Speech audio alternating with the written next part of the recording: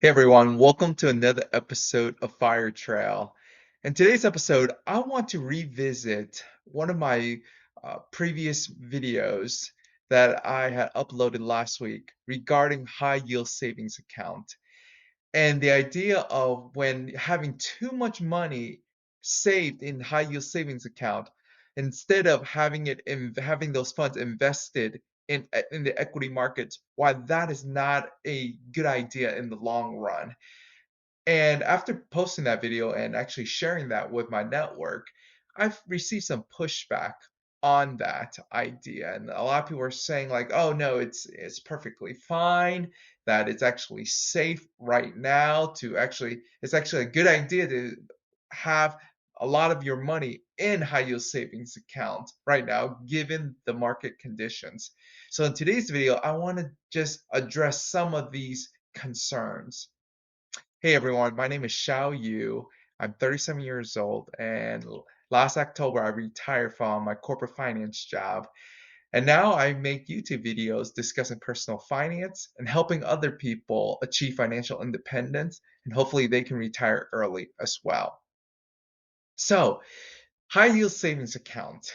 Right now, a lot of people are really drawn to them because, hey, why not? A lot of banks are offering 4%, 5%, 5.5%, and these are quote unquote safe. They're guaranteed returns. But I want to just remind people that in the long run, what may seem safe, these 5% guaranteed returns, are actually a big cost to long-term growth that could have been had if that person or you invest in the equity market, let's say the S&P 500. Let's use let's use an example. If last year in January 1st, let's say you had $100,000, right? And you say like, "Hey, the market is too hot. It's time to pull back, rethink my strategy. I think there's going to be a big dip," right? And you tell yourself, 2003, 2023, that's when the market's going to crash. You just feel it. You got that gut feeling. And so you say, "Hey, I'm gonna take my $100,000 and I'm gonna put it in a safe high yield savings account, or and it's gonna generate 5%. So 5% of 100,000 there, $5,000, right? I'm going to be guaranteed that." But we know that the S&P 500 actually did 25% in 2023. $25,000 in this hypothetical situation. 5,000 versus $25,000. Now, I know some of you may be saying, "Well, hindsight is 2020." You are absolutely right. Hindsight is 2020. But guess what? I have history on my side.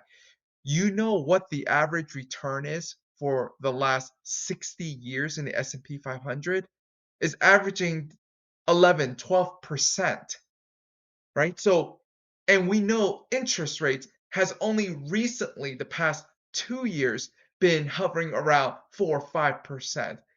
The past decade, it was only hovering around, 1% if you were lucky. So history is actually on my side when I say in the long run, putting your money in high yield savings account, you're going to be missing out on large gains that could have been had in the equity market. Okay, so that's my first problem when people say that they want to play it safe, that the 5% is a safe bet. And I'm just saying, using that example, that it's anything but safe in the long term because you're missing out on incredible gains that has historically been proven that S&P 500 historically has generated 10, 11, 12% annually. Okay, and second, it's what I like to call the Warren Buffett syndrome. A lot of people will look at someone like Warren Buffett and they say like, "Hey, Warren Buffett has this treasure chest of cash just waiting on the sideline, and he's ready to pounce at the opportunity when the market crashes and companies are really cheap, discounted 50, 60%. He's just going to jump in and scoop them up, right? So the people will say, well, I'm going to be like Warren Buffett. I'm going to sit on my cash, and they might not pull their existing investments. They might just leave it there, but they'll say, hey, I will stop contributing to my 401k. I'll stop contributing to my IRA, and I'm just going to hold on to my cash and put it into a high yield savings account until the market crashes. And I'm going to be like Warren Buffett. I'm going to jump in and, and make, you know, 3, 4, 5 times my investment by buying low and watching it grow, right? Like Warren Buffett.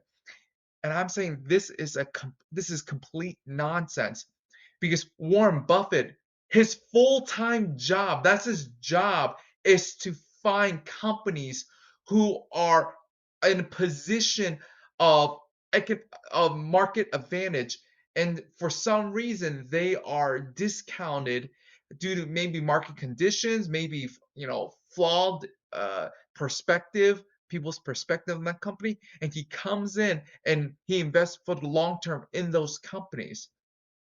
Okay, but here's the thing: Warren Buffett is a billionaire. So if today Warren Buffett, the billionaire, leaves his $1 billion in cash, high yield savings account, or just leaves it in his mattress, guess what? In the next 10, 20, 30 years, Warren Buffett will still be a billionaire, right? But you, the average Joe, me, the average person, if I leave my $100,000 in a high yield savings account, or just let it sit, just waiting for an opportunity, guess what? If that opportunity never comes 10, 20, 30 years from now, instead of $1 million or 2 million, $3 million, I'll still only have 100,000. Worse yet, I will lose purchasing power due to inflation. And that leads me to point number 3, and my final point. People don't recognize that inflation is eating away at your high yield savings account re, uh, returns, right? Think about this: high yield savings accounts giving you 5%, but inflation's at 7, 8%. So you're actually -3 when everything's accounted for. Here's an example I used recently. Think of Dollar Tree, the store. 5 years ago, everything was literally $1 and plus tax, right? $1 plus tax. Now, guess what? It's $1.25. That's 25% more. If you want to see the effects of inflation in real life, just go to Dollar Tree. Everything's 25%. Or in other words, let's say you used to be able to purchase, exclude tax, just forget about that. By you had $4, right? You would have been able to purchase what? 4 items. But now, since everything's $1.25, how many items can you buy? Only 3. You literally just lost out on 25% of your purchasing power, right? And this is what happens when people sit on the sideline and are not in the equity market. Being invested in the stock market is the greatest hedge, not greatest hedge against inflation. Not only that, but it's the greatest generator of long-term wealth. So that's my point for this video, is to really encourage people to reconsider how much money they're putting into high yield savings account, and do not think that it is safe. Okay, do not say, oh, this is a safe bet, this is safe money, easy money. It's nothing but safe if that is where your mindset is for the long term.